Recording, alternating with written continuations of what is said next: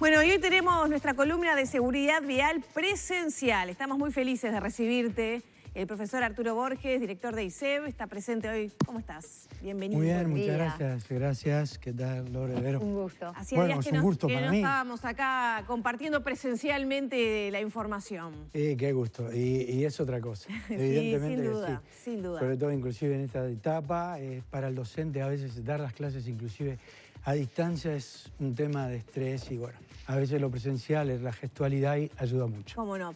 Profe, hoy nos propone hablar de estrategias para evitar choques en las esquinas. ¿Son las esquinas el punto más peligroso en las ciudades? Dentro de la zona urbana, sí. Nosotros asistimos todas las semanas a verdaderas tragedias y cuando uno llega al lugar para hacer una información sobre el escenario y estudiar lo que ocurrió, a veces nos preguntamos, sobre todo sucede en las calles, en las vías paralelas a las avenidas, donde aquellos que hacen habitualmente un recorrido, si quizás por hábito o por costumbre, toman una vía que tiene sentido preferencial de circulación y piensan que desde origen a destino la vía es totalmente libre. Pero hay un lugar, como está mostrando la pantalla, que es el lugar de riesgo exponencial y brutal, donde tenemos acá la mayor parte, sobre todo, por ejemplo, en el caso de la moto, del birrodado, de la bicicleta. Estas esquinas son realmente una situación de conflicto y de peligro. Y lo que está mostrando la imagen es desde dónde empieza la zona de peligro. Y es muchísimo antes de llegar a una intersección. Ahí sí tenemos las flechas, en un trabajo de Álvaro Francomano, que explica si en ese sentido vamos, bueno, 20 o 30 metros antes ya hay que tener una actitud positiva para poder resolver una situación que realmente a veces nos lleva a este tipo de situaciones de en siniestro. esa esquina, si yo vengo circulando en dirección de la flecha, obviamente tengo que ir disminuyendo la velocidad conforme me voy acercando en el metraje que usted mencionaba. Exactamente. Y eso no es solamente una dosis de prudencia, sino que además normativamente es una obligación. Entonces, en las imágenes siguientes vamos a ver algunas situaciones que se dan. ¿Qué es lo que debe entender primero el conductor? Que ese lugar, yo dependo también de la conducta de otros. Claro. Primer elemento. Segundo, es el lugar donde tenemos una visibilidad totalmente reducida por el efecto de la construcción. ¿No es cierto? Y de los autos estacionados, a veces hasta las volquetas que impiden la visibilidad correcta. Exactamente. Entonces, es un área donde tenemos que adaptar una velocidad a la situación. Es decir, esta velocidad, como vemos nosotros que la gente no retira el pie del acelerador, prácticamente uno se puede convertir en un homicida o en un suicida, porque no sabe qué es lo que va a suceder. Entonces, lo primero que también tenemos que saber, que a lo mejor llevamos una vía que tenemos que dar la preferencia. O sea, si no hay cartel, indica que el que debe pasar es el que viene por mi derecha. Exactamente. Y esa es la única preferencia absoluta que hay. Pero también sucede en algunos casos que la gente ya está acostumbrada y sigue viaje en esa esquina pensando que el cartel está. Eso es muy Y si el cartel el día anterior se destruyó, se cambió, porque cambian las condiciones de la vía. Además, convengamos que la preferencia sigue generando muchas dudas y que uno tampoco se puede confiar 100% aún teniéndola y aún estando el cartel.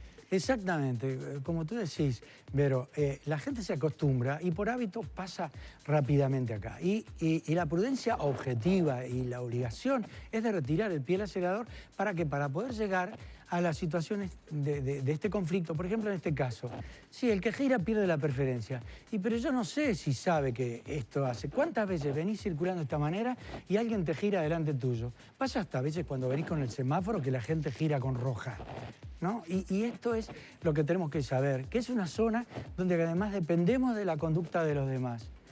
Tenemos que ahí tenemos el ejemplo si va a doblar. Exacto. ¿Quién tiene la preferencia? Y ahí la preferencia es del azul y del rojo, porque el que gira siempre pierde la preferencia. Aunque venga por la derecha. Aunque, claro, la preferencia de la derecha se pierde si yo tengo un cartel que me quita esa preferencia. Y esto ocurre. Entonces, muchas de estas cosas que vemos hoy son preguntas frecuentes de los televidentes o de nuestros alumnos. Y además que como la gente lo hace comúnmente, la gente cree que la costumbre genera derecho y que todo el mundo lo repita, lo haga. Eso no te da derecho a ti a hacer lo que los otros hacen mal. Yo no puedo decir a todo el mundo. Por ejemplo, acá tenemos un peatón cruzando. ¿Sabe el conductor que la primera preferencia que tiene al llegar al cruce es la del peatón? Muchos conductores, equivocadamente, creen que porque vienen por una vía de sentido preferencial se la trasladan al peatón. No, el que tiene preferencia primero es el peatón. Ergo, la conducta es reducir la velocidad, entrar con el control necesario del vehículo, porque si hay un peatón que comienza a cruzar, hay que parar. No tenemos que parar porque solamente hay una cebra. Todos los cruces peatonales habilitados, la preferencia primero es del peatón. Y después todavía no efectuamos el cruce, o sea que acá hay posibilidad de 3 maniobras. Y esta que recién hablamos con ustedes, yo no puedo pensar que todos los días está ese cartel, porque cuando el conductor toma conciencia de que efectivamente la preferencia le es otorgada por derecho, cuando prácticamente estás encima de la transversal. Y si cuando llegás, ese cartel no lo ves, la preferencia es del que aparece, como decías tú, del que aparece por la derecha. Entonces nosotros no podemos presuponer que la cartelería está siempre defendiéndonos, porque no habiendo cartelería, la preferencia es del que aparece por la derecha. Entonces, ¿cuál es la sugerencia? Bueno, la sugerencia es llegar a la intersección, sacando 15 o 20 metros el piecito del acelerador, llevarlo al freno, para entrar con el vehículo dominado, y si está todo correcto, saco del freno, lo llevo al acelerador y continúo la marcha. Esto, decíamos, no es solamente un tema de prudencia, prudencia objetiva, sino que esto es obligatorio hacerlo, por el hecho de que hay una responsabilidad que es civil y penal. Y esto implica que los conductores muchas veces desconocen, y el hábito de pasar por una esquina todos los días no te genera derecho, por más que uno piense que así sucede. Sobre todo en qué casos, cuando venimos en esas calles paralelas a las avenidas y que hay días en que yo soy el primero que abro la marcha en un grupo.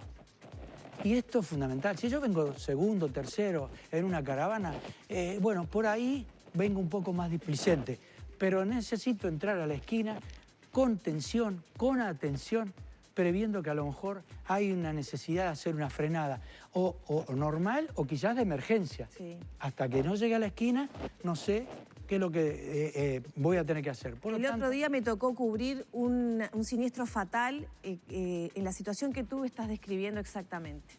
Tú sabes que calles de internas, eso, no se exacto, respetó de eso la que derecha. pasó la semana pasada, bueno, fue el disparador de esto que hoy con todo gusto queremos, por lo menos, sugerir. Eso no es una verdad absoluta, pero lo que vemos nosotros es que a veces padece de ignorancia el conductor del riesgo que corre en una intersección. Muchísimas gracias, un placer recibirte presencialmente esta vez. Del mismo modo. Muchas gracias. Gracias a ustedes, buena semana. Cerramos por aquí entonces la columna de seguridad vial con el profesor Arturo Borges.